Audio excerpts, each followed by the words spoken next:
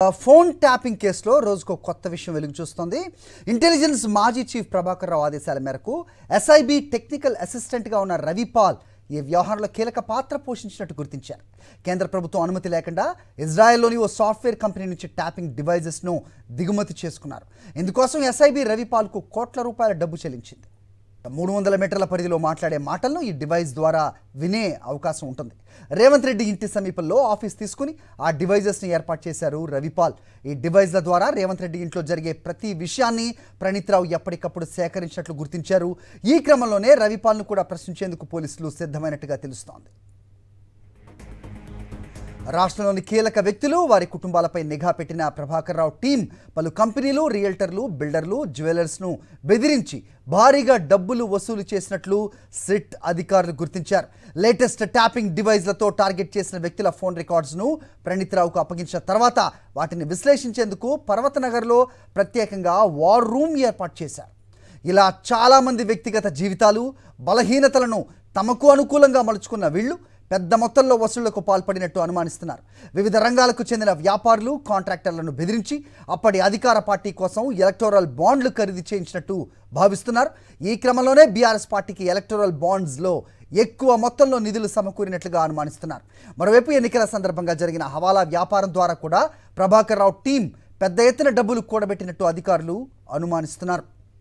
Phone tapping వ్యవహారంలో ఆరోపణలు ఎదుర్కొంటున్న 4 పోలీసు అధికారులు ఉమ్మడి నల్గొండ జిల్లా పోలీస్ శాఖలో వివిధ హోదాల్లో పనిచేశారు. ప్రభాకర్ రావు ఉమ్మడి నల్గొండ ఎస్పీగా విధులు నిర్వర్తించారు. ప్రధాన నిందితుడిగా ఉన్న మాజీ డీఎస్పీ ప్రణీత్ రావు, ఏఎన్పీలు భుజంగరావు, తిరుపతనలు ఇదే జిల్లాలో వివిధ హోదాల్లో పనిచేశారు. ఈ కేసులో అరెస్ట్ అయిన అదనపు ఎస్పీలు భుజంగరావు, తిరుపతన్నలను పోలీస్ కస్టడీకి ఇవ్వాలని పంజగుట్ట పోలీసులు ఈరోజు కోర్టులో పిటిషన్ దాఖలు చేయనున్నారు. తొలుత అరెస్ట్ అయిన మాజీ డీఎస్పీ ప్రణీత్ రావును ఇప్పటికే 7 రోజులు కస్టడీలోకి తీసుకుని విచారించారు. ఆయన్ను కూడా మరోసారి కస్టడీకి అడగనున్నారు. రైట్, ఇదే అంశంపై మరిన్ని అప్డేట్స్ మా కరెస్పాండెంట్ సాయి కిరణ్ అడిగి తెలుసుకుందాం. సాయి కిరణ్, ఎక్కడున్నారు ప్రస్తుతం? మీరు తొవ్వే కొద్దీ వాస్తవాలు బయటకు వస్తూ ఉన్నాయి. నిజంగా ఒక పెద్ద ఎత్తున ఈ స్కామ్ జరిగినట్టుగా చూస్తున్నాం. ఏ రకంగా చూడాలి, ఏం చెప్తున్నారు పోలీసు అధికారులు? అప్డేట్ చెప్పండి.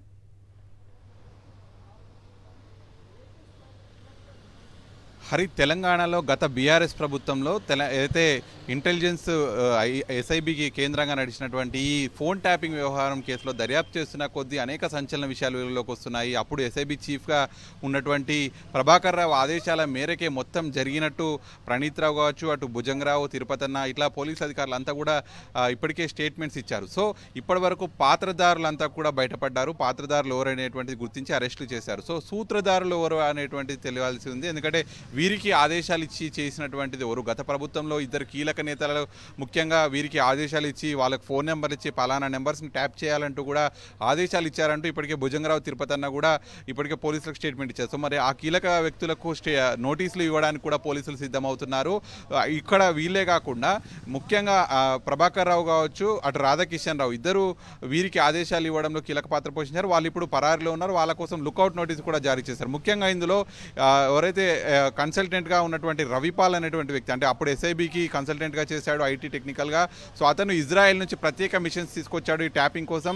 వాటిని తీసుకురావాలంటే కూడా కేంద్ర ప్రభుత్వ అనుమతి ఉండాలి. కానీ అతను ఎస్ఐబి కన్సల్టెంట్గా కొన్ని సాఫ్ట్వేర్ కంపెనీలకు అది దిగుమతి చేసుకుంటున్నట్టుగా చెప్పుకొని తీసుకొచ్చుకున్నాడు. సో అది ఎవరైతే ఫోన్ ట్యాపింగ్ చేయాలనుకుంటున్నారో వాళ్ళ ఇళ్లకు రేడియస్లో 300 మీటర్ల రేడియస్లో ఉండి ఇదంతా కూడా చేయాల్సి ఉంటుంది. సో అప్పుడు టీపీసీసీ ప్రెసిడెంట్గా ఉన్నటువంటి ప్రస్తుత ముఖ్యమంత్రి రేవంత్ రెడ్డి ఇంటి చుట్టూ ఇవి పెట్టి వారి ఇంట్లో ఏం జరుగుతున్నటువంటి పూర్తి వివరాలు విన్నారనేటువంటి విషయాలనేటువంటి ప్రస్తుత విచారణలో అయితే తేలుతుంది. సో అయితే వాళ్ళ ఫోన్లలో వీటన్నిటికి సంబంధించి ఈ మాల్వేర్ను అందులో జొప్పించి వాళ్ళు ఏం చేస్తున్నారనేటువంటి మొత్తం వింటున్నారు. అయితే ఇంకా ఈ మొత్తం విషయాలు ఇంకా బయటకు రావాలంటే ఇప్పుడు ప్రస్తుతం రిమాండ్లో ఉన్నటువంటి తిరుపతన్న, భుజంగరావులను అలాగే మరొకసారి ప్రణీత్ రావును కూడా కస్టడీ తీసుకోవడానికి పోలీసులు ఈరోజు కస్టడీ పిటిషన్ వేశారు. మరి అది విచారణకు వస్తే మళ్ళీ కస్టడీలో ఎటువంటి విషయాలు బయటకు వస్తాయనేది కూడా చూడాల్సి ఉంది.